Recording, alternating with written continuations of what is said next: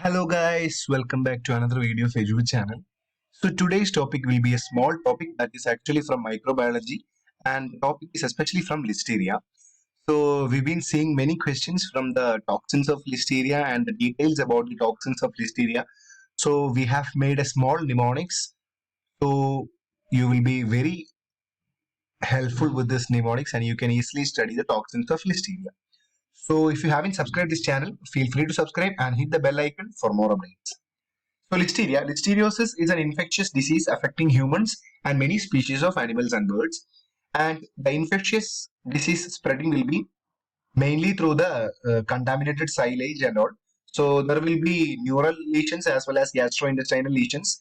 And for a very important point, that is actually they are facultatively intracellular parasites. They are intracellular organism, and most commonly ruminants are affected, and the disease produced in case of ruminants, that is neural form, is always known as the circling disease. So this is the Listeria bacteria. Listeria is actually a gram-positive bacteria which is coming of the phylum Firmicutes. So this is another version of Listeria. So let's move to the toxins. So first toxin is ACT-A. It is actually a protein involved in the intracellular movement by actin polymerization. That's why the name has got ACT-A to form actin tail. So actin tail will be helping in propulsion and all. So it is also involved in adhesion to cells. So it will be adhering to a cell and then it will be invading. So ACT-A protein will help in all those movements. Now internalin P60. So those are proteins responsible for adhesion and entry into target cells. So from the name itself, internalin, the protein which will be helping in internalization. So next is listeriolysin O, which is also known as LLO. It is actually a pore-forming cholesterol-dependent cytolysine. So what it will be doing? It will be forming pores on the cell wall of human cells. So cell wall, cell membranes and all.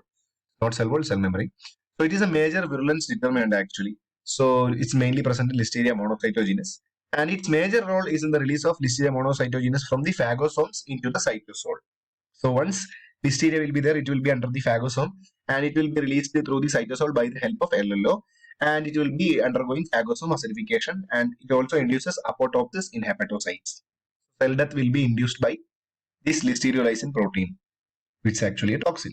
So next is evanoloysin. So it is actually same as that of listeriolysin, but it is present in Listeria ivanovi. So that's why it has got name evanoloysin, listeriolysin. So next is phospholipase C. So it will be breaking phospholipid membranes and all. So next is lecithinase, that will be breaking the lecithin, and bile salt hydrolase. Actually, they have bile salt hydrolase. That's why they will be surviving in the intestinal lumen, which is composed of the bile salt and all.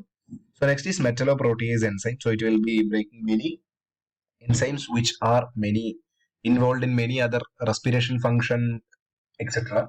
So they will be inhibiting those proteins.